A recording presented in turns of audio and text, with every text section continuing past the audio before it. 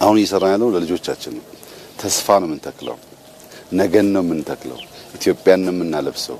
ይህ ደግሞ የሚሆነው በትብብር ነው። መላው ኢትዮጵያ ሕዝብ ወጥቶ የሚያደርገው ጥረት ነው። ይህ ጥረት ከዚህ ቀደሙ ኢትዮጵያ የቀረ አይመስለኝም። ብዙዎች ሬኮግናይዝ አድርገውት የኢትዮጵያን ፋና ለመከተል የኢትዮጵያን አካሄድ ለመከተል ጥረት እያደረጉ ይታያሉ። ኢትዮጵያ ላለፉት ዓመታት ላደረገችው ጥረት የዓለም መንግስታት ሬኮግናይዝ አድርገው ሽልማት ብቻ ሳይሆን ኮፕ ኢትዮጵያ ውስጥ እንዲዘጋጅ ወስነዋል። ኮፕ ማለት በዓለም ኢንቫይሮንመንትን በሚመለከት በጣም ትልቁ ስብሰባ የሚካሄድበት ማለት ነው።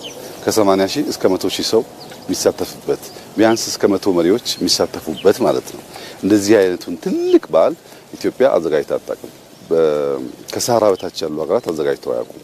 ለኛ ትልቁ ብስራት የሚሆነው ዓለም የለበሰች ያማረች እያደገች ያለች ተስፋ ያላት ኢትዮጵያ ከብዙ ንግግር በላይ ገልጠን ለማሳየት የኛን ተጨባጭ ልምድ ለማካፈል ትልቅ መድረክ ነው።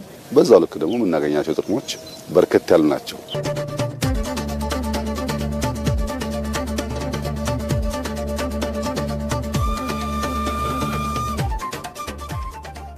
ኢትዮጵያውያን ህብረት አላቸው። ለሚፈልጉት ነገር ለሀገራዊ ፍላጎት ለሀገራዊ ትልም በጋራ ይቆማሉ። በረባ ባረባው ኢትዮጵያን መተንኮስ አያዋጣም። ተስማምተን ተግባብተን ብንሰራ ይሻላል። አባቶቻቸው አስቸጋሪዎች በእጅም አይሉ የማይገዙ ናቸው። የአሁኖቹ ህብረታቸው ከፍተኛ ነው።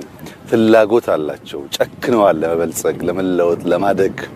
ያ ነበር የሚባለውን ሲቪላይዜሽን አልቀው ለማምጣት እየተጉ ያሉት የሚለው መልእክት ስለሚያስተላልፍ አድካሚ ሊሆን ይችላል፣ ግን ሳንደክም በገባነው ቃል መሰረት መትከል አለብን። ቃልን እንደማክበር ቃልን እንደመፈጸም የተናገሩትን ነገር ሳያንጠባጥቡ እንደመከወን አኩሪ ተግባር የለምና ኢትዮጵያውያን በሚያስደምም ተስፋ ላይ ነው ያለነው። ኢኮኖሚያችን በመልካም ስራ ላይ ነው ያለው፣ ያበበን ያለው፣ የለማን ያለነው። ለውጦች አሉ፣ ከተሞቻችን የተቀየሩ ነው ያሉት። ግን መሰረት ካልጣል ያ ሁሉ ዋጋ የለውም። መሰረት ደግሞ አፈራችን፣ ይሄ የሚያሳዝነው አፈራችን ተሸርሽሮ እንዳይሄድ ማስቀረት ነው።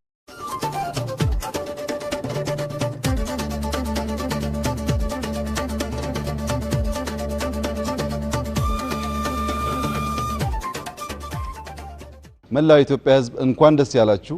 ባለፉት ጥቂት ወራት የዘንድሮውን የግሪን ሌጋሲ ተስፋን መትከል አለብን ካልንበት ቀን ጀምሮ እስከ ዛሬ 6.5 ቢሊዮን ገደማ ችግኝ ተተክሏል። ቀሪው 1.5 ቢሊዮን በቀሪ ወራት የሚፈጸም ይሆናል።